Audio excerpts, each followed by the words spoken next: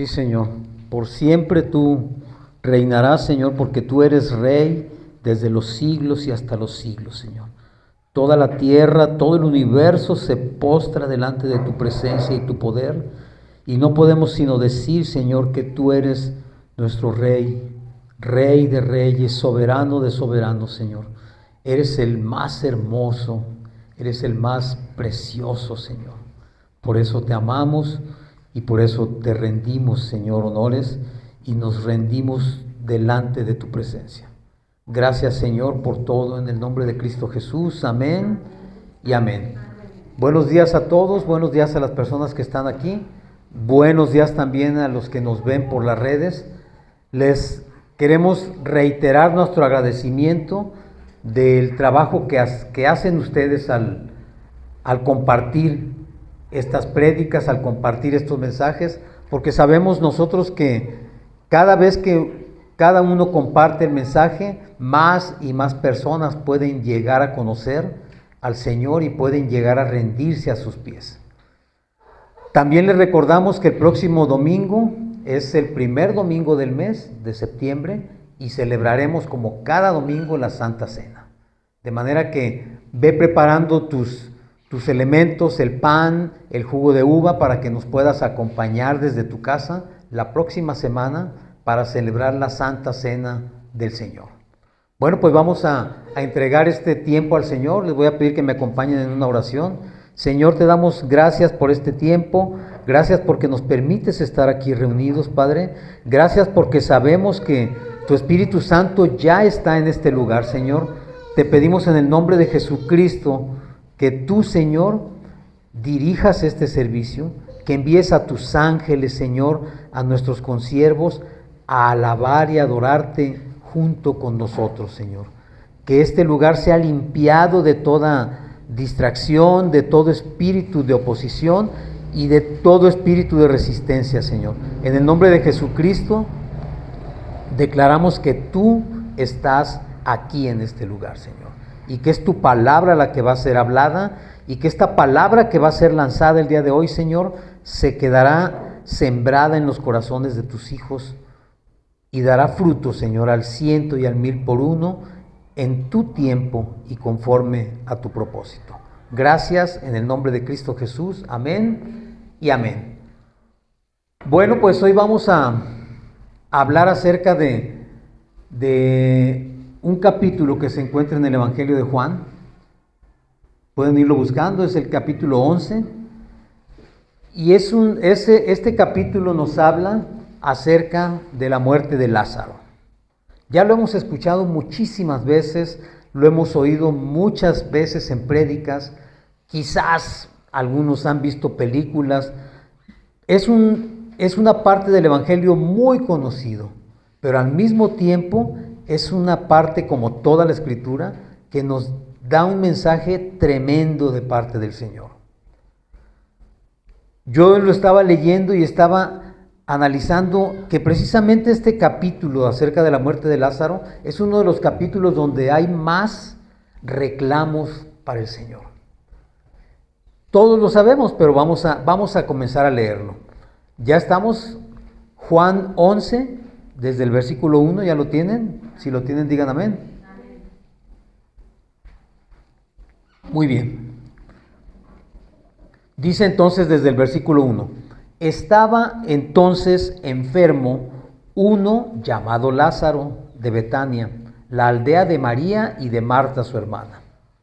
María, cuyo hermano Lázaro estaba enfermo, fue la que ungió al Señor con perfume y le enjugó los pies con sus cabellos. Enviaron pues las hermanas para decir a Jesús, Señor, he aquí, el que amas está enfermo. Oyéndolo Jesús dijo, esta enfermedad no es para muerte, sino para la gloria de Dios, para que el Hijo de Dios sea glorificado por ella. Y amaba Jesús a Marta y a su hermana y a Lázaro. Cuando oyó pues que estaba enfermo, se quedó 2 días más en el lugar donde estaba. Fíjense bien cómo nos comienza hablando el Evangelio y dice que uno llamado Lázaro de Betania estaba enfermo. Y entonces nos hace referencia a que Betania era la aldea donde vivían Marta y María. Lázaro era un amigo íntimo de Jesús. Entonces, de entrada, así como que cuando nos dicen uno llamado Lázaro, pues dijéramos, pues, ¿qué pasa si Lázaro era amigo de Jesús? De hecho, Jesús cuando pasaba por Betania, invariablemente llegaba a su casa, se hospedaba en ella y era atendido generalmente por Marta y por María. Todos conocemos esa parte de la historia. De hecho, aquí nos hace hincapié en que María había sido la que ungió al Señor Jesús con perfume y había enjugado sus pies, es decir, los había secado sus pies con sus cabellos. Esa es otra parte de los evangelios donde se habla de cuando María hizo esto, hubo también reclamos para María de parte de los discípulos. Sin embargo, aquí nos está dejando esto bien claro porque a pesar de todas las situaciones, tenemos que entender que María, Marta y Lázaro amaban profundamente a Jesús. Lo amaban y Jesús también les amaba a ellos, eran sus amigos íntimos. Entonces, aquí nos dice primero que las hermanas de Lázaro enviaron a alguien a buscar a Jesús y le dijeron, Señor, el que tú amas está enfermo. Y cuando hablaban de estar enfermo, no era por decirle, tiene una gripe o algo por el estilo. Estaba enfermo y ellos entendían que era una enfermedad mortal.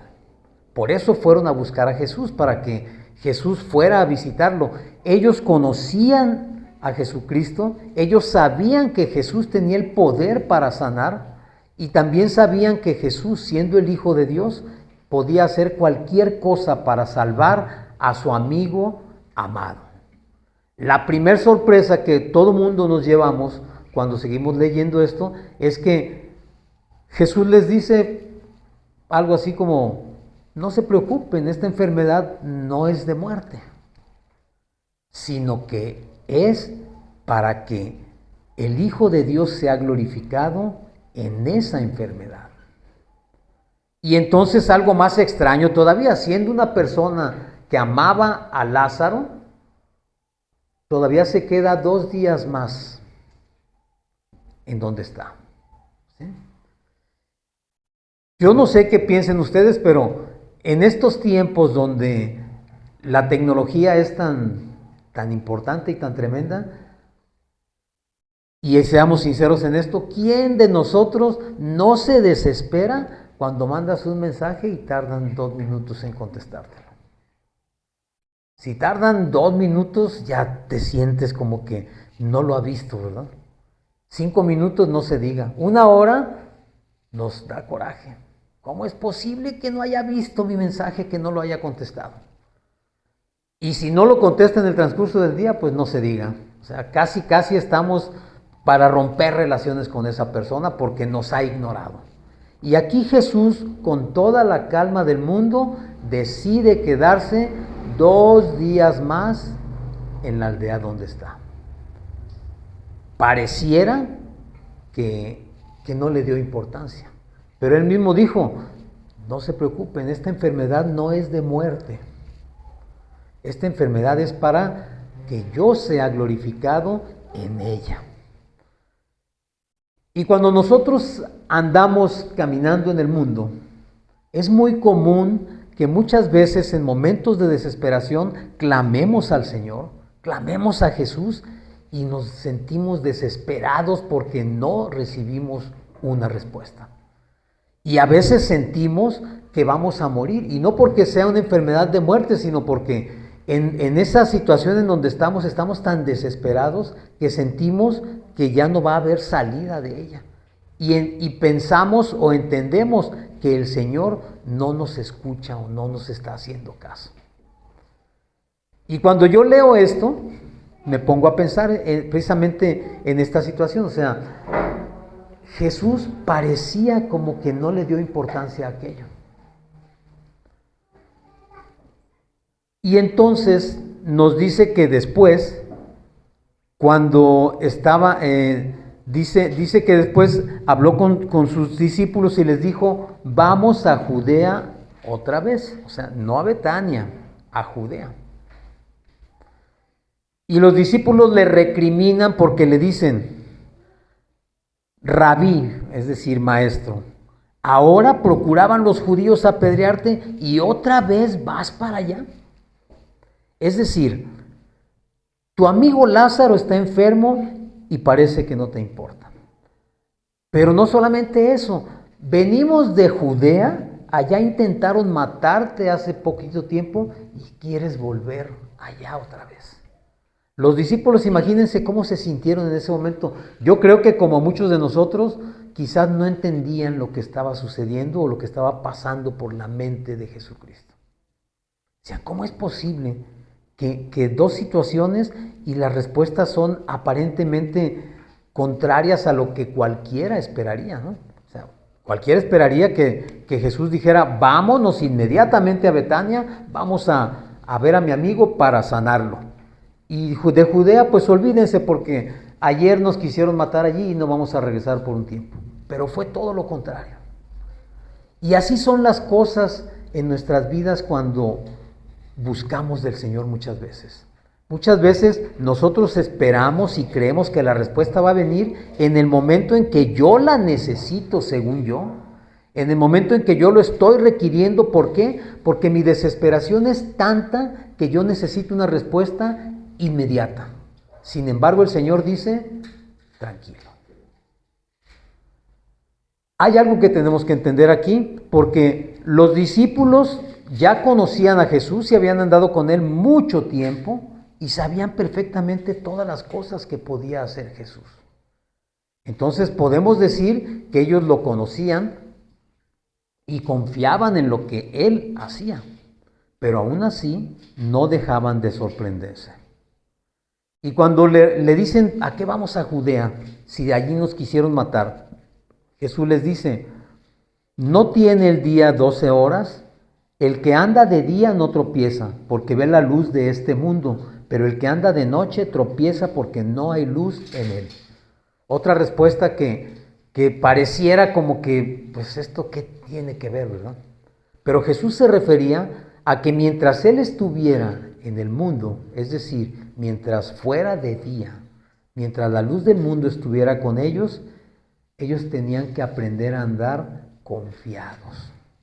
Esas 12 horas a las que se refiere Jesús es una metáfora del tiempo que él estuvo con ellos.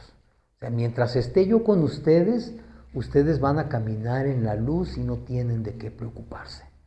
Cuando yo me vaya, es decir, cuando venga la noche, entonces van a tener que andar con mucho cuidado. ¿Por qué? Porque yo ya no voy a estar. Pero en ese momento quizás ellos tampoco entendieron la respuesta. Porque aquí dice que cuando hay oscuridad, la gente tropieza. ¿Y cómo andamos nosotros todo el tiempo? Tropezando. Porque estamos caminando precisamente en esa ausencia física de Jesús. En ese tiempo ellos lo tenían con él. Imagínense ustedes qué privilegio, cómo se sentirían ustedes de tener a su lado al Creador del universo, a Dios mismo hecho persona y que anduviera contigo para todos lados. ¿Deberías tener miedo de algo? Yo creo que no. Yo pienso que no, pero no somos nosotros muy diferentes a los discípulos. Los discípulos, aún sabiendo todo eso, sabemos que muchas veces tuvieron miedo y que muchas veces no supieron cómo reaccionar. De manera que Jesús les está enseñando cómo tienen ellos que tener paciencia para que las cosas sucedan en su tiempo. ¿Eso aplica para nosotros en este momento? Claro que sí, claro que sí. Y entonces, cuando les dijo esto, Jesús luego les agrega, nuestro amigo Lázaro duerme, mas voy para despertarle. Cuando Jesús dijo esto, los discípulos quizás pensaron, bueno, entonces, pues está dormido, entonces no es tan grave, ¿verdad? Él lo sabe todo, él sabe que está dormido y sabe que no va a pasar nada. Sin embargo, Jesús agrega después, adelantito, dice, no, Lázaro está muerto. Es decir, cuando llegan a avisarle a Jesús que su amigo estaba enfermo, Jesús sabía perfectamente que Lázaro ya estaba muerto. Sin embargo, cuando él habla acerca de esto, les agrega también y les dice, y yo me alegro que ustedes no estuvieran allí. Es decir, qué bueno que no fuimos para que ustedes vean realmente lo que va a suceder. ¿Sí? Para que ustedes crean realmente en quién están confiando. De tal manera que muchas veces pudo haber sido más sencillo que Jesús fuera y le sanara y hubiera sido un milagro más, sin pretender menospreciar ninguno, pero los discípulos se puede decir que estaban acostumbrados a ver muchos milagros. Pero llegar después de varios días y resucitar a Lázaro, eso ya es otra cosa. Eso ya manifiesta un poder que solamente Dios tiene. Nadie más puede hacerlo. Entonces, cuando Él les dijo que iban a ir a despertar a su amigo Lázaro, que iban a ir con Él y que ellos iban a ser testigos de una situación más grande, viene el siguiente, el otro de los reclamos. Dice entonces en el versículo 16, dijo entonces Tomás, llamado Dídimo, a sus condiscípulos, vamos también nosotros para que muramos con él. Parece ser una frase muy simple. Sin embargo, aquí hay varias cosas. En estos dos renglones hay varias cosas que tenemos que analizar. Habla de Tomás. Tomás, todos sabemos, era uno de los discípulos de Jesús. Pero fíjense qué curioso. Ustedes saben que en el hebreo los nombres de las personas tienen un significado de acuerdo a su personalidad, o a lo que ellos son, o a lo que ellos hacen. De manera que Tomás, en hebreo, que es Taom, significa gemelo. Y Dídimo, en griego, significa gemelo. Es decir, aquí está hablando el gemelo, que también era conocido como Dídimo, como gemelo, habla a sus condiscípulos, es decir, a los que son igual que él, todos andaban con Jesús.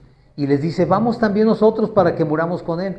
Pero el tono pareciera que lo dice con cierto sarcasmo. O sea, no le basta con que nos hayan querido apedrear, no le basta, ok, vamos para morir todos de una vez.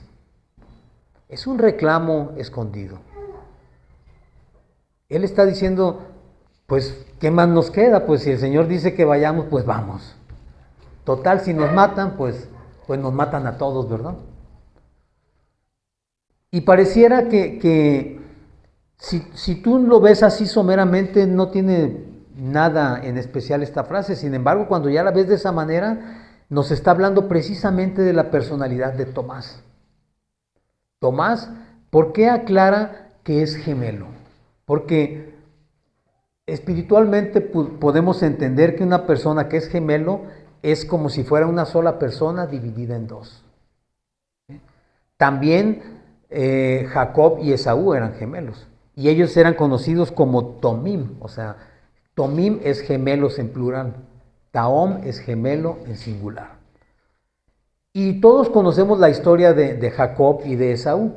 Uno era, digamos, el preferido del padre y el otro era el preferido de la madre. Uno hacía las cosas tranquilas, era una persona sosegada, era una persona muy espiritual, y el otro era impetuoso. Entonces, cuando nos habla de Tomás, porque Tomás, si ustedes ponen atención también, no es muy mencionado en todos los evangelios.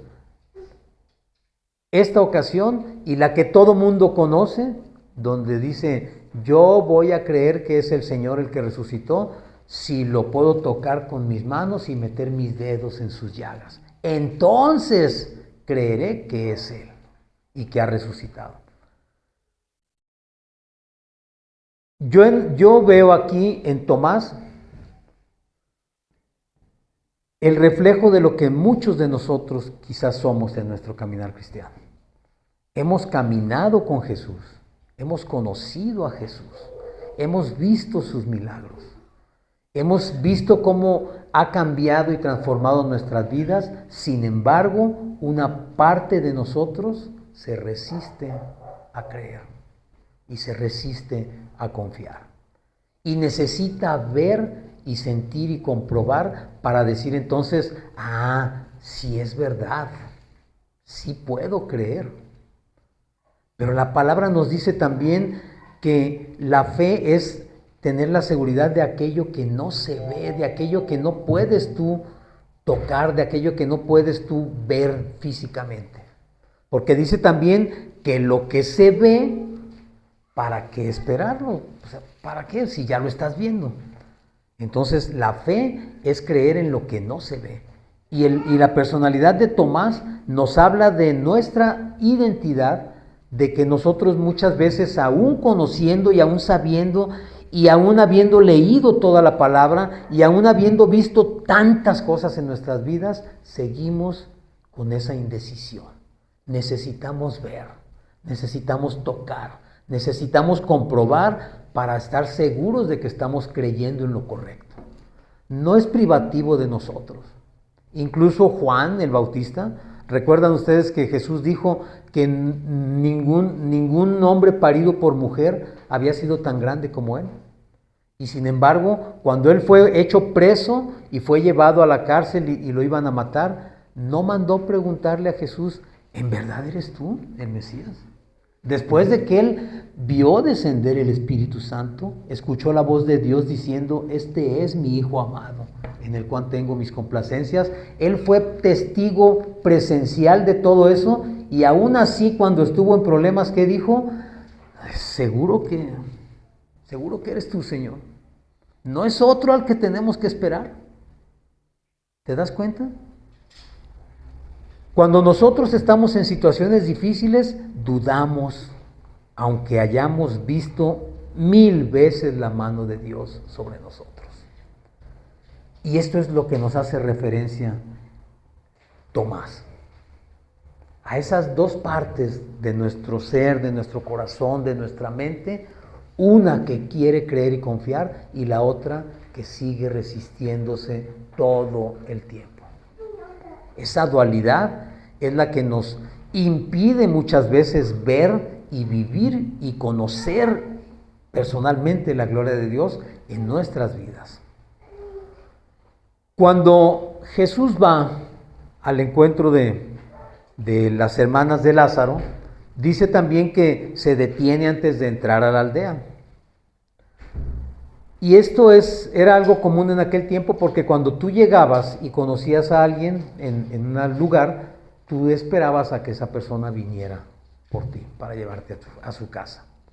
Y dice que Jesús se detuvo antes de entrar a la aldea y que entonces Marta fue a su encuentro. Marta va, y si recuerdan, ¿qué fue lo primero que le dijo? Exactamente. Dice que salió a encontrarle y le dijo, Señor, si hubieses estado aquí, mi hermano no habría muerto. Otro reclamo para el Señor. ¿Sí? O sea, ¿qué le estaba diciendo? Señor, si te mandé a avisar hace 3 días que mi hermano estaba enfermo. Si tú hubieras venido, no se muere. Ella sabía que Jesús podía sanarlo, pero no dejó de reclamarle. Era lógico, hasta cierto punto, era de esperarse porque su dolor era grande.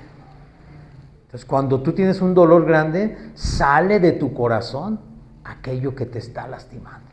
Y tú dices, si hubieras estado aquí, si me hubieras contestado el teléfono, si me hubieras contestado el mensaje que te mandé, si me hubieras mandado el dinero que te dije que necesitaba, no hubiera pasado lo que pasó.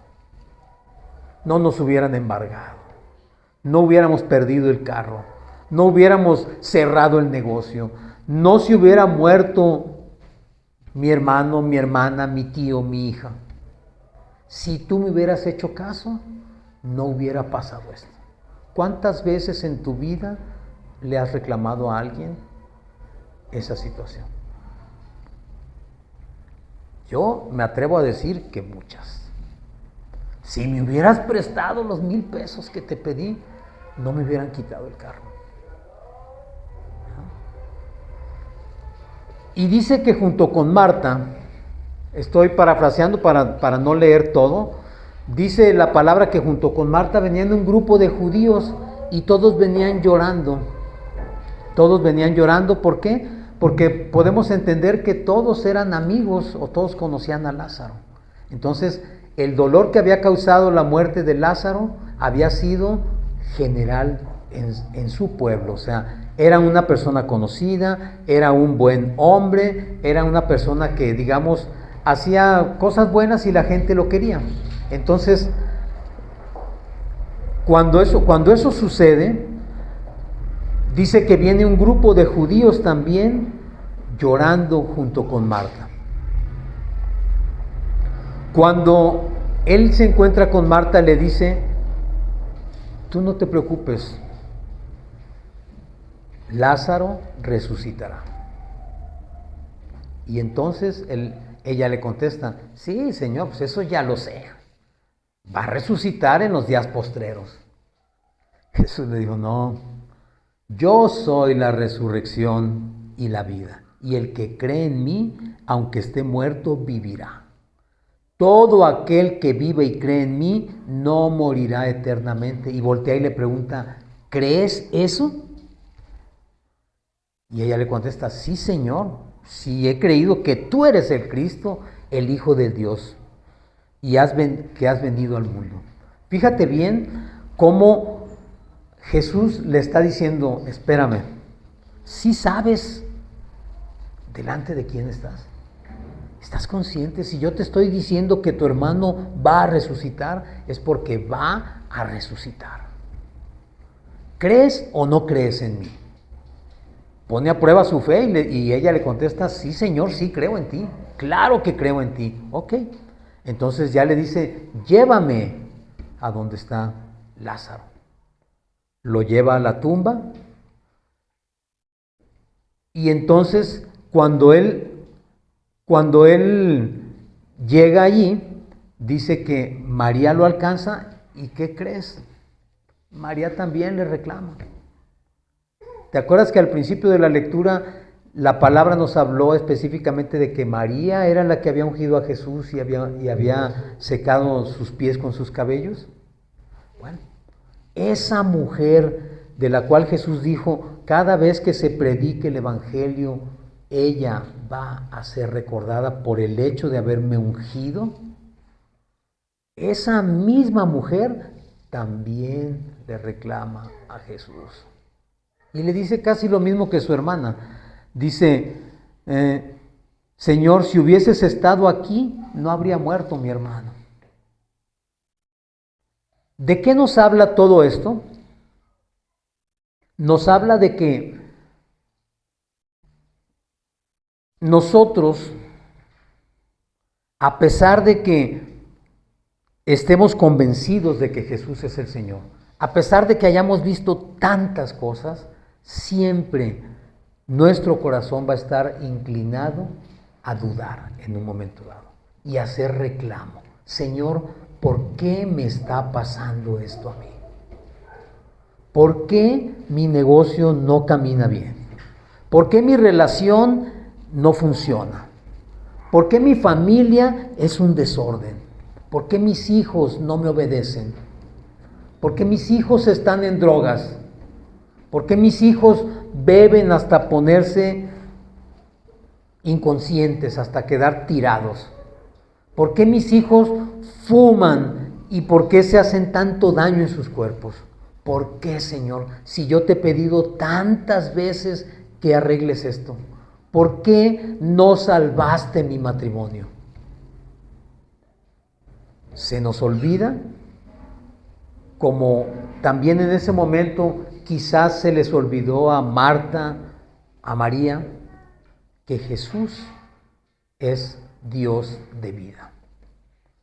Que Jesús resucita lo que está muerto y lo que está perdido. Él tiene el poder para cambiar cualquier situación. Y muchas veces, como sucedió aquí, es necesario que Dios permita que tú pierdas aquello que no querías perder.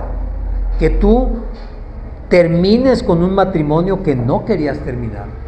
Termines una relación, que tus hijos o tú lleguen a tocar fondo, para que el poder de Dios se manifieste en sus vidas y tú puedas reconocer que aquello que estaba muerto fue resucitado por Jesucristo. Que nadie más tiene el poder de salvarlo, que nadie más tiene el poder de hacerlo nuevo, sino únicamente Jesucristo. Pero para que Él pueda ser glorificado, como le dijo a los apóstoles, a los discípulos, es necesario que esta enfermedad suceda para que yo sea glorificado en ella. A veces es necesario tocar fondo, a veces es necesario perderlo todo para que tú puedas ver la gloria de Dios en tu vida. Porque de otra manera, mientras tú puedes rescatar un negocio, mientras tú puedes, entre comillas, salvar una relación, no vas a permitir que Dios se glorifique en ti. Jesús lo sabe. Nosotros muchas veces, aún sabiéndolo, preferimos tratar de arreglarlo a nuestra manera. Y esto es muy común. Muchas veces vienen a nosotros matrimonios con situaciones difíciles, a platicar situaciones difíciles, donde están a punto de romper toda relación. Les damos consejería, pero en cuanto salen de aquí, ¿qué crees? O sea, hacen lo que ellos creen que deben hacer para rescatar esa relación. Y muchas veces aparentemente están trabajando en una reconstrucción de la relación, pero ¿sabes qué? No se puede. Si tú no dejas que Dios haga en tu vida, no se va a arreglar nada. Todo va a ser superficial, todo va a ser un maquillaje, no va a haber un cambio de fondo y no va a haber un resultado definitivo. Lo más probable es que aquello que según tú estás haciendo sea temporal y sea igual de frágil como lo era antes la relación. Porque no permitiste que el Señor actuara y el Señor resucitara esa relación muerta. Esa situación muerta, donde estábamos en lo peor de lo peor y solamente el poder de Cristo podía sacarnos a flote y cambiar realmente de fondo nuestras vidas. Pero no lo permitimos. ¿Por qué? Porque estamos con esa duda de, ¿y si no lo hace? ¿Y si me muero? ¿O si se muere la persona? ¿Y si lo pierdo para siempre? ¿Y si pierdo a mi esposa y a mi familia para siempre? Ese mismo temor es el que nos impide hacer las cosas y verlo como Dios puede reformar, cómo Dios puede transformar y cómo Dios puede resucitar lo que ya está muerto. Cuando llega Jesús a la tumba de Lázaro y ordena a los discípulos que muevan la piedra, lo primero que le dicen, espera, Señor, esto es de 4 días. ¿Tú sabes lo que es una persona, un cuerpo muerto de 4 días? La palabra dice, hiede. Es decir, el olor putrefacto es tremendo. Por eso le dicen, no, espérate, no abras la piedra, pues si va a oler horrible, tiene 4 días que murió. Así huele nuestra vida cuando está muerta. Huele a putrefacción. Pero Jesús ordena mover la piedra y no solamente eso, ordena a Lázaro salir caminando. Cuando Lázaro sale, ordena a los discípulos nuevamente, quítenle las vendas.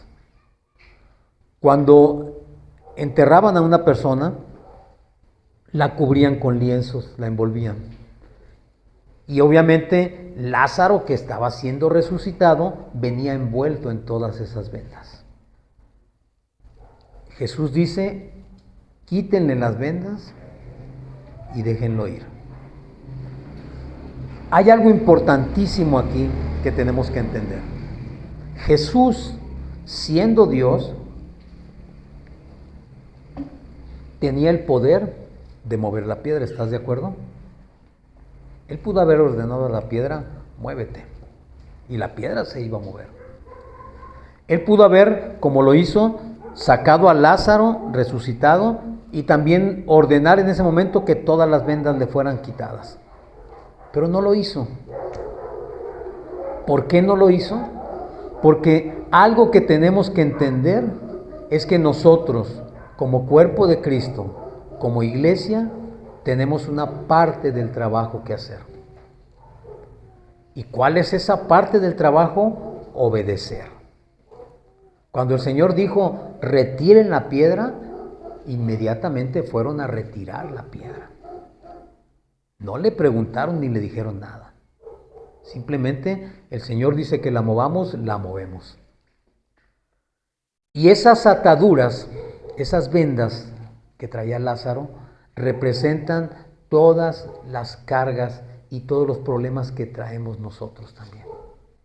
La iglesia tiene la responsabilidad de ayudar retirando esas vendas. ¿Y cómo es esto? Pues obviamente dando a conocer a Jesucristo para que esas vendas puedan ser retiradas, abiertas, para que puedas ser liberado de todas las ataduras que te tenían y nos tenían en situación de muerte. El milagro lo hace Jesucristo, pero el trabajo lo hacemos nosotros. Nosotros tenemos que hacer lo que nos corresponde, hacer lo posible, hacer lo natural, y Jesucristo hará lo imposible y lo sobrenatural. Y créeme lo que cuando esto suceda, tú te vas a sorprender de cómo es posible que de una situación que estaba totalmente perdida, Jesucristo pudo resucitarla, y no solamente resucitarla. Cuando Jesús hace las cosas, las hace de manera perfecta. De manera que si Él resucita un negocio, una relación, una situación familiar, la va a resucitar para que sea perfecta. No para que continúe como era antes.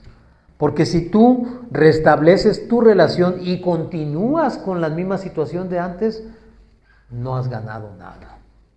Al contrario, sigues cargando con un montón de cosas que al final de cuentas terminan traumándote, terminan desilusionándote, y vas a terminar desistiendo, porque tú te vas a dar cuenta que aquello que quisiste rescatar, no puedes rescatarlo. Pero cuando Él lo hace de manera perfecta. Y entonces fíjense, cuando los judíos, dice que muchos judíos vieron esto, creyeron en Él.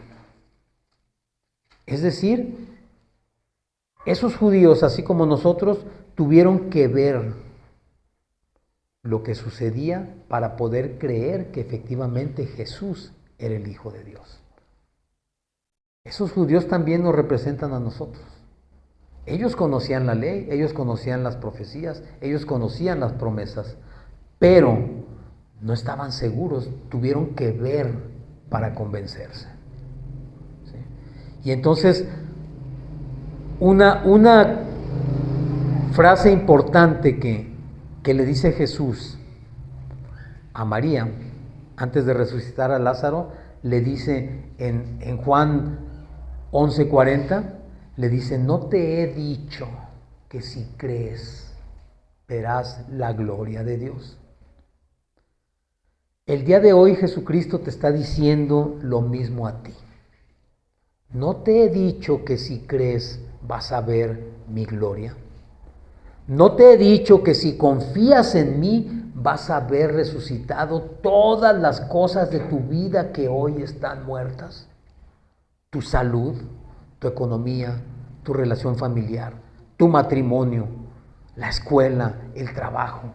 Todo lo que en este momento esté muerto en ti, Jesucristo lo puede resucitar si tú puedes creer que Él lo puede hacer. Porque se necesita creerlo, se necesita estar seguro de que Jesús puede hacer las cosas. Cuando Tomás, más adelante, en la resurrección de nuestro Señor, dice esto que ya hablamos antes de, yo necesito meter mis dedos en sus llagas y tocarlo para ver qué es Él. ¿Recuerdan qué hizo Jesús cuando se apareció con los discípulos? Vio entrar a Tomás y le dijo, ven, tócame, mete tus dedos en mis llagas para que creas.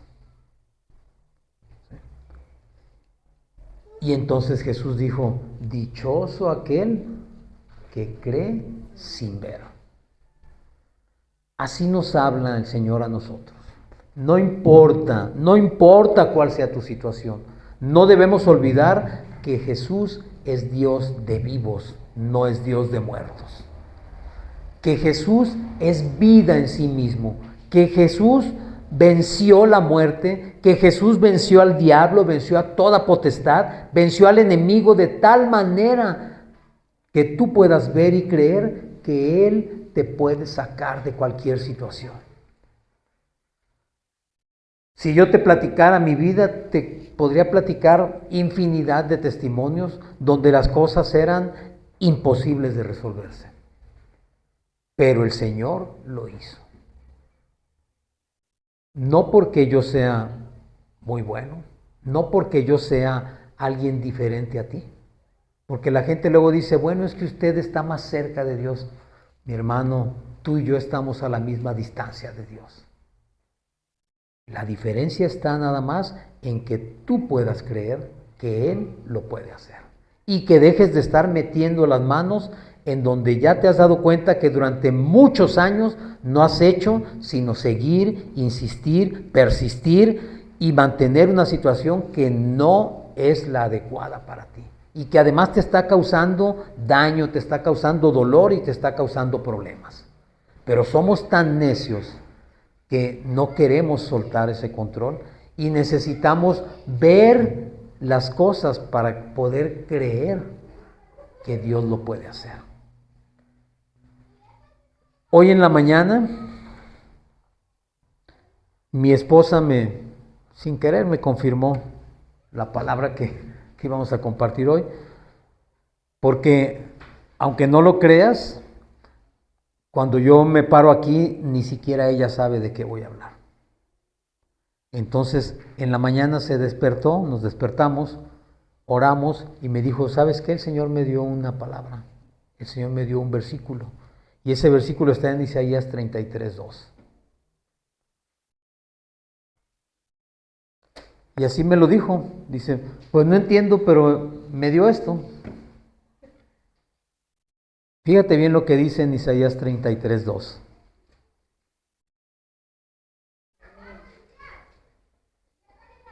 ¿Ya lo tienes? Dice, oh Jehová, ten misericordia de nosotros, a ti hemos esperado. Tú, brazo de ellos en la mañana, sé también nuestra salvación en tiempo de tribulación.